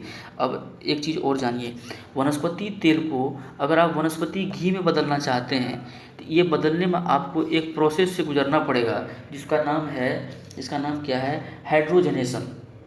इसका नाम है हाइड्रोजनेशन यानी हाइड्रोजनीकरण। ठीक है, हाइड्रोजनीकरण के द्वारा आप वनस्पति तेल को वनस्पति घी में बदल सकते हैं। आगे बढ़ते हैं। कहता है कि दुनिया की सबसे ऊंची दूरबीन वेधशाला कहाँ स्थित है दोस्तों, यह है भारत में। कहाँ पे भारत में, तो लेह में। कहाँ पे, लेह में दुनिया की सबसे ऊंची दूरबीन अवस्थित है। कह रहा है कि सबरीमाला मंदिर कहाँ स्थित है दोस्तों, सबरीमाला मंदिर केरल में, है ना, ये चर्चा में भी अक्सर रहता है दोस्तों, केरल में अवस्थित है। कह रहा है कि यदि 2 वृत्त का क्षेत्रफल का अनुपात है ना, 2 वृत्त है भाई, मान लीजिए एक वृत्त ए और एक वृत्त ए, मान लेते हैं इसका रेडियस छोटा वाला r और इसका त्रिज्या जो है बड़ा वाला r। कह रहे हैं कि इसका एरिया तो πr², इसका एरिया पाई और कैपिटल R², ये दोनों का रेशियो दे रखा है आपको 4:9। तो रेशियो देखेंगे तो ये पाई से पाई खत्म हो जाएगा, R² और कैपिटल R² का रेशियो 4:9 हो जाएगा। तो इसको हम लोग ऐसे बना सकते हैं, यानी R²/R² कितना आया, 4/9। अब इसका रूट लेंगे तो क्या बन जाएगा, r/r क्या आ जाएगा, 2/3। अब इसे हमें क्या समझ में आया, यानी दोनों के त्रिज्या का जो रेशियो आया दोस्तों वो आया 2:3। जब वृत्त में त्रिज्या का रेशियो आपको पता हो, जो त्रिज्या का रेशियो होता है दोस्तों वही परिधि का भी रेशियो होता है, वही क्या होता है, परिधि का भी रेशियो होता है। बोलिए कैसे, तो आप जरा एक बात बताइए, अगर मैं आपसे पूछूं कि ये छोटे वाले त्रिज्या का परिधि क्या होगा, तो कहोगे 2π छोटा r, और रेशियो निकालना है, निकालिए। बड़े वाले त्रिज्या का सर्कमफेरेंस क्या होगा, तो 2π कैपिटल R, और ये R का जो रेशियो कितना दे रखा है आपको, 2:3। देखिए तो यहाँ से 2 और 2 खत्म, पाई और पाई खत्म, फाइनली ये R और यही R तो आया, तो 2:3 ही हमारा क्या होगा, आंसर होगा ऑप्शन नंबर सी। कहता है कि सौर ऊर्जा को एटीपी में किस कोशिकांग में बदला जाता है ना, ये हरित लवक में बदला जाता है, क्लोरोप्लास्ट में। कहाँ बदला जाता है दोस्तों, क्लोरोप्लास्ट में। माइटोकॉन्ड्रिया से याद रखिएगा, इसको power house of the cell कहते हैं। क्या कहते हैं इसको, power house of the cell कहते हैं। और ये माइटोकॉन्ड्रिया जो है दोस्तों, ये माइटोकॉन्ड्रिया जो है ये द्वितीय मतलब सेकेंड लेयर मेम्ब्रेन है ना, सेकेंड लेयर्ड मेम्ब्रेन, मतलब इसका माइटोकॉन्ड्रिया के ऊपर का जो लेयर है, परत है, वो द्विस्तरीय है। कितने हैं, द्विस्तरीय है। ये पावर हाउस ऑफ द, यानी एनर्जी सप्लाई, यानी सेलुलर रिस्पिरेशन जो होता है, एनर्जी सप्लाई करने का काम कौन करता है, माइटोकॉन्ड्रिया ही करता है दोस्तों। आगे बढ़ें। पहले ग्रीन हाउस जुड़ा हुआ है, ग्रीन हाउस इफेक्ट आप जानते हैं दोस्तों, ग्रीन हाउस किससे जुड़ा हुआ है, ग्रीन हाउस कार्बन मोनोऑक्साइड से, green house carbon dioxide, sorry green house है दोस्तों कार्बन डाइऑक्साइड, कार्बन मोनोऑक्साइड नहीं, गलती हो गया, कार्बन डाइऑक्साइड से जुड़ा हुआ है। ठीक है, कह रहा है कि टमाटर किस अम्ल का एक प्राकृतिक स्रोत है, ऑक्जेलेट। टमाटर में दोस्तों ऑक्जेलेट ग्रुप पाया जाता है, ऑक्जेलेट है ना, तो ऑक्जेलिक अम्ल में, और जिसको स्टोन हो जाता है ना दोस्तों, किडनी में स्टोन हो जाना या फिर गॉल ब्लैडर के पास में स्टोन हो जाना, तो ये ऑक्जेलेट जो है ना उसको ये लॉस करता है, उसकी साइज़ को बढ़ा देता है, तो जिसको स्टोन उसे टमाटर खाने को नहीं कहा जाता। ठीक है, आगे बढ़े। कह रहा है ये सवाल देखिए क्या कहता है, देखने में भयानक लग रहा है लेकिन है बहुत लल्लू सवाल। आप इसको मान लें ए, यानी 782 को मान लें ए और 218 को मान लें आप बी, और मैं तो कहूँगा ना आप ए और बी को जोड़ दीजिए, तो 782 और 218 को जोड़ेंगे कितना हो गया, 10 10 10 2 1 3, यानी 1000 आपका सही उत्तर हो जाएगा। कैसे बनाया हमने, जरा देखें आपको। देखिए इसको माने आपने ए और इसको आपने माने बी, ठीक है। आप देखें तो ये ए इंटू ए दिख रहा है आपको, हाँ दिख रहा है, इसका मतलब ये ए क्यूब आपको दिख रहा है, बीच में प्लस का साइन यहाँ है। देखिए बी इंटू बी दिख रहा है, हाँ बी क्यूब भी दिख रहा है, डिवाइड है, बहुत बढ़िया। देखिए ये ए स्क्वायर है, हाँ ए स्क्वायर है, यहाँ माइनस है, ए इंटू बी है, यहाँ तो ए बी है, और प्लस यहाँ बी स्क्वायर है, हाँ अच्छा है।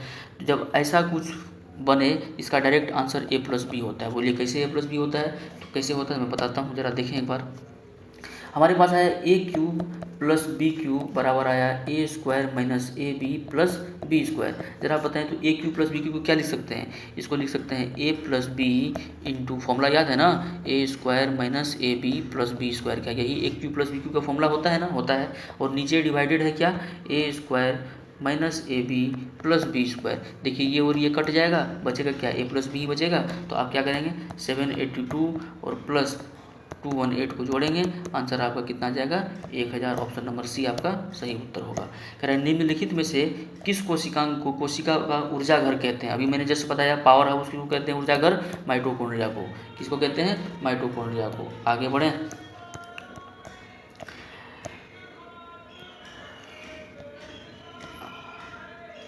कहता है दोस्तों कि निम्नलिखित में से किसने business at the speed of dot पुस्तक लिखी है, बिल गेट्स ने लिखी है। किसने लिखी है दोस्तों, बिल गेट्स ने लिखी है। आगे बढ़ते हैं, कहता है निम्न में से कौन से जीव परजीवी पोषण युक्ति दर्शाते हैं। परजीवी मतलब दूसरे पर डिपेंड है अपने भरण पोषण के लिए। तो कसकुट्टा अमरबेल याद रखिएगा, इंपॉर्टेंट क्वेश्चन है, पीपीएससी में भी एक बार आ चुका है प्रीवियस ईयर में, ठीक है।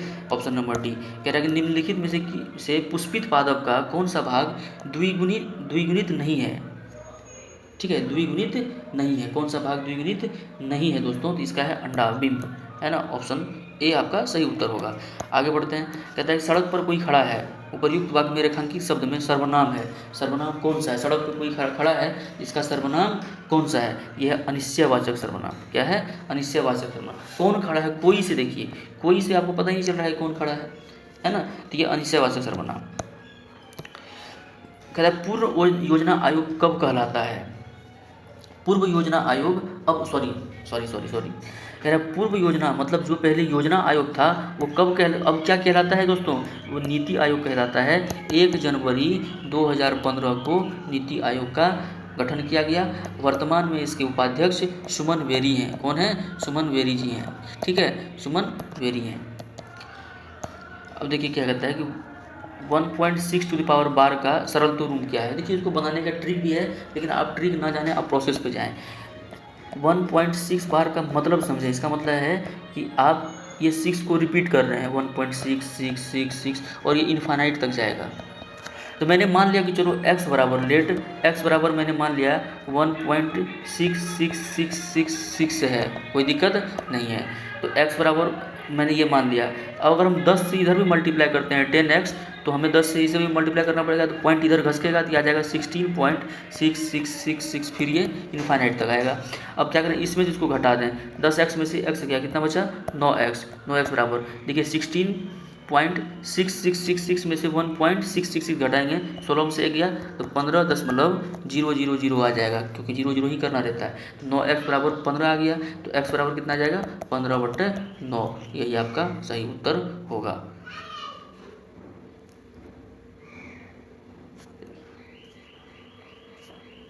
ठीक है दोस्तों, 15/9 इसको काट लीजिए आप, 5/3 आपका सही उत्तर हो जाएगा।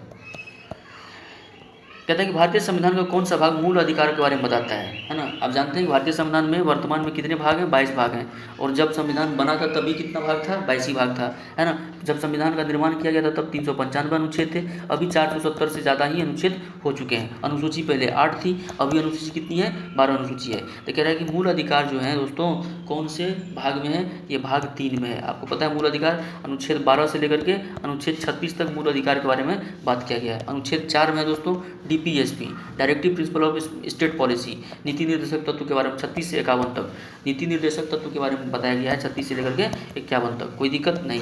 भाग 1 जो है India is union of state के बारे में बताया, भारतीय राष्ट्र संघ के बारे में बताया गया है। भाग 2 में दोस्तों नागरिकता है, 5 से लेकर के 11 अनुच्छेद तक, ठीक है। आगे बढ़ते हैं, कहता है कि she says I am going to school. यहाँ पे देखिए इसको आपको डायरेक्ट नरेशन डायरेक्ट में दिया हुआ, आपको इनडायरेक्ट में चेंज करना है। तो आपको ये ध्यान देना है कि अगर रिपोर्टिंग वर्ब प्रेजेंट टेंस या फ्यूचर टेंस में हो तो रिपोर्टेड स्पीच का टेंस नहीं बदलता है। रिपोर्टिंग स्पीच का टेंस, तो अब यहाँ पे देखिए क्या है, आई सेज प्रेजेंट टेंस है तो क्या होगा, she says I am going to school, she says I am going to school, तो क्या होगा, सी सेज दैट, ये first person according to subject change होगा। सी ना तो वाज होगा, ना तो वर होगा, ना तो विल होगा, ना तो कैन होगा, यहाँ पे सी इज गोइंग टू स्कूल सही होगा, ऑप्शन नंबर सी। ठीक है, आगे बढ़ते हैं। कह रहा है कि निम्न में से किस युक्ति में विभक्त वलय द्विक परिवर्तक का कार्य करता है, द्विक परिवर्तक का कार्य करता है। ठीक है दोस्तों, द्विक परिवर्तक का कार्य करता है, यह विद्युत मोटर। ठीक है, ऑप्शन नंबर विद्युत मोटर, आप समझ रहे हैं विद्युत मोटर माइकल फैराडे का मैग्नेटिक इंडक्शन के सिद्धांत पे काम करता है, इलेक्ट्रोमैग्नेटिक इंडक्शन के सिद्धांत पे काम करता है दोस्तों विद्युत मोटर। ये इसका काम क्या है, इसका काम है इलेक्ट्रिकल एनर्जी को मैकेनिकल एनर्जी में बदल देने का। ठीक है ना। गैल्वेनोमीटर दोस्तों, galvanometer small deflection in current, जब बहुत ही छोटी अमाउंट का करंट हो, है ना, उसको गैल्वेनोमीटर बताता है। वोल्टमीटर वोल्टेज को मापने में यूज किया जाता है। कह रहा है कि एशिया का सबसे बड़ा पशु मेला बिहार में कहाँ लगता है दोस्तों, सोनपुर में लगता है। क्यों, इसको हरिहर क्षेत्र भी कहते हैं क्योंकि हरिहर नाथ का मंदिर है वहाँ पे, है ना, सोनपुर क्षेत्र में। कह रहे हैं कि सुंदर शब्द का सही विपरीतार्थक कौन है, तो बदसूरत, सुंदर का उल्टा क्या हो जाएगा, बदसूरत हो जाएगा। क्या दिक्कत है इसमें। कह रहा है कि दुनिया का सबसे ऊंचा रेलवे पुल किस नदी पर बनाया गया है, दुनिया का सबसे ऊंचा रेलवे पुल किस नदी पर बनाया गया दोस्तों, चेनाब नदी पर बनाया गया है। कहाँ बनाया गया है, चेनाब नदी पे बनाया गया है। दुनिया का सबसे ऊंचा रेलवे पुल चेनाब नदी पे बनाया गया है। ठीक है, ये रेलवे ब्रिज पुल कहाँ है दोस्तों, तो जम्मू कश्मीर में है ना। ये एक आर्क ब्रिज है, याद रखिएगा, चेनाब नदी में जम्मू कश्मीर में दुनिया का सबसे ऊंचा रेलवे पुल बनाया गया है। और ये किस तरह का रेलवे पुल है, आर्क, कैसा ब्रिज है ये, आर्क ब्रिज है। क्या है ये, आर्क ब्रिज है दोस्तों, आर्क ब्रिज का उदाहरण है। आगे बढ़ते हैं। कहता है कि एक नए डॉक्यूमेंट को खोलने, अरे भाई एक नए डॉक्यूमेंट को खोलने का सर्किट है कंट्रोल+N आपको याद रखना है। ठीक है, कह रहा है कि एक व्यक्ति 15 व्यक्ति 35 बॉक्स को 7 दिन में भर सकते हैं, कितने व्यक्ति उसी तरह के 65 बॉक्स को 5 दिन में भर सकते हैं। बड़ा आसान सवाल है फ्रेंड्स का। देखिए क्या है, आपको एक ही चीज़ दिमाग लगाना है, M1D1/W1 बराबर होता है M2D2/W2। लगाइए, आंसर पाइए। M1 मतलब पहला व्यक्ति 15 दिन, D1 है ना, लगाइए M1D1, यहाँ लिखते हैं M1D1/W1 बराबर होता है M2D2/W2। ठीक है, M2D2/W2। ठीक है, M1 कितना है 15, कितने दिन में, तो 7 दिन में। कितना बॉक्स भर दिया उन्होंने, 35 बॉक्स, बराबर हो जाएगा M2 कितना है पता नहीं, M2 निकालना है। कितने दिन में, 5 दिन में। कितने दिन में, 5 दिन में। और कितने बक्से हैं, तो 65 हैं। आप काट दीजिए, है ना, 7, 5 से इसको 3 वर्ष में काटिए, 7 को 5 से काटिए। ठीक है, ये काटिए 13 से, और M2 हो जाएगा 13 × 39, ऑप्शन नंबर बी आपका करेक्ट आंसर होगा। ठीक है, कोई दिक्कत नहीं, यहाँ तक समझ में आ गया, बहुत बढ़िया साहब। कह रहा है कि वेदांतों, कह रहा है वेदोक्त शब्द का सही संधि विच्छेद क्या है। वेदोक्त शब्द का वेद जोड़ उक्त, मतलब वेद में जो उक्त मतलब लिखा गया है ना, उल्लेखित है। वेद में जो उल्लेखित शब्द हैं या वेद में जो उल्लेखित बातें हैं उनको वेदोक्त कहते हैं, है ना। वेद जोड़ उक्त, ऑप्शन नंबर बी। कह रहा है पंजाब में परंपरागत रूप से जिसके द्वारा गरीबी को कम करने में सफलता प्राप्त की है वह क्या है ना, वह है भाई साहब कृषि, ऊंची कृषिगत समृद्धि दर। आप जानते हैं पंजाब में एग्रीकल्चर का एक हब है दोस्तों, वहाँ पे प्रोडक्शन बहुत ज़्यादा किया जाता है। तो ऊंची कृषिगत समृद्धि दर के कारण पंजाब में जो है गरीबी रेखा को कम किया गया है। ठीक है, कह रहा है कि रदरफोर्ड, अच्छा भाई रदरफोर्ड आ गया, तो रदरफोर्ड प्रकीर्णन प्रयोग में अल्फा कणों का स्रोत क्या था, है ना। Rutherford alpha scattering model, Rutherford's आपने पढ़ा होगा कि रदरफोर्ड का अल्फा स्कैटरिंग मॉडल है। ये अल्फा स्कैटरिंग क्या है, एक्सपेरिमेंट है। उसमें जो कण है ना दोस्तों, उसमें कण है क्या है, हीलियम नाभिक है। क्या है, हीलियम नाभिक है। ऑप्शन नंबर सी आपका करेक्ट उत्तर होगा। कह रहा है कि किसे विजडन द्वारा 2010 से 2020 के लिए ODI प्लेयर ऑफ क्रिकेट दशक का सबसे बेहतरीन क्रिकेट के रूप में चुना गया है ना, यह है विराट कोहली। ठीक है, आगे बढ़ते हैं। अगला प्रश्न हमारा कि सोनालिका एवं कल्याण सोना किसी उच्च उत्पादन वाली किस्में है। सोनालिका एवं कल्याण सोना किसी उच्च उत्पादन वाली किस्में हैं, सोनालिका और कल्याण सोना। ये गेहूं है दोस्तों, गेहूं की किस्म है ना, बीज का नाम है बेसिकली। सोनालिका और कल्याण सोना गेहूं की किस्म है जो कि उच्च उत्पादन वाली किस्में हैं। ठीक है, आगे बढ़े। कह रहे हैं सरकारिया आयोग। अच्छा, बहुत बढ़िया साहब। सरकारिया आयोग बनाया गया था केंद्र राज्य, है ना, सेंटर स्टेट रिलेशनशिप के बारे में, केंद्र राज्य संबंधों का पुनरावलोकन करने के लिए सरकारिया आयोग का गठन किया गया था। सरकारी आयोग का गठन कब किया था दोस्तों? 1983 में। 1983 में सरकारिया आयोग का गठन किया गया था। आर.एस. सरकारिया इसके अध्यक्ष थे। आर.एस. सरकारिया इसके अध्यक्ष थे, इसीलिए इसका नाम सरकारिया आयोग है। कोई दिक्कत नहीं। अच्छा, कह रहे हैं कि मनुष्य के कान के बाहरी हिस्सों के क्या कहते हैं, है ना, कार्टिलेज बेसिकली है, पिन्ना जिसको कहते हैं। ठीक है, क्या कहते हैं इसको? कर्णपल्लव। क्या कहते हैं इसको? कर्णपल्लव, है ना, पिन्ना भी कहते हैं, कर्णपल्लव कहते हैं। कहते हैं राष्ट्रीय मतदाता दिवस। राष्ट्रीय मतदाता दिवस कब मनाया जाता है? तो 25 जनवरी। क्यों? क्योंकि 25 जनवरी 1950 को निर्वाचन आयोग का गठन किया गया है। 25 जनवरी 1950 को निर्वाचन आयोग का गठन किया गया है। मैंने पिछले वाले वीडियो मैंने बताया था कि निर्वाचन आयोग का प्रथम महिला अध्यक्ष का नाम मैंने बताया था आपको, सेट में सवाल आया भी था। आप कमेंट बॉक्स में ज़रूर लिख के बताएंगे कि निर्वाचन आयोग का प्रथम महिला अध्यक्ष कौन है, और ये भी बताएंगे कि कब निर्वाचन आयोग को एक बहुसदस्यीय संस्था बना दिया गया। ठीक है, आगे बढ़ते हैं। कहते हैं रूस में ड्यूमा क्या था? रूस में ड्यूमा क्या था? जो रूस का संसद का नाम जो है वो ड्यूमा है। जापान का डाइट है, जापान का डाइट है। भारत का पार्लियामेंट है। आगे बढ़ते हैं। कहता है, और टॉलस्टॉय ने अपनी समाधि के विषय में कहा है, टॉलस्टॉय ने अपनी समाधि के विषय में कहा है कि निर्धन से निर्धन के समान हो, निर्धन से निर्धन के समान हो, निर्धन से निर्धन के समान हो। ठीक है, ऑप्शन नंबर ए आपका सही उत्तर। तो ये था दोस्तों आज के टोटल 100 क्वेश्चंस जो कि बिहार पुलिस में प्रीवियस ईयर में पूछा गया है ना, 16/10/2022 को पूछा गया है। आशा करता हूँ आपको बहुत अच्छा लगा होगा, समझ में भी आ रहा होगा। हमारे डिस्कशन सबसे इंपॉर्टेंट है दोस्तों। कंटेंट प्रश्न तो आपको किताब में भी मिल जाएगा, लेकिन डिस्कशन बहुत ज़रूरी है। आप डिस्कशन करेंगे, उससे क्या होता है कि एक ही प्रश्न से बहुत सारे चीज़ों का रिवीजन भी हो जाता है। अगर आता है तो, अगर नहीं आता तो आप चीज़ें को सीख भी लेते हैं। ठीक है, तो आप लास्ट तक वीडियो को देखिए, चैनल को सब्सक्राइब जरूर कीजिए और कमेंट करके आप अपनी एडवाइस या सजेशन जरूर बताएं हमें, है ना। आपका बहुत बहुत शुक्रिया वीडियो देखने के लिए। Thank you very much. Take care, bye bye.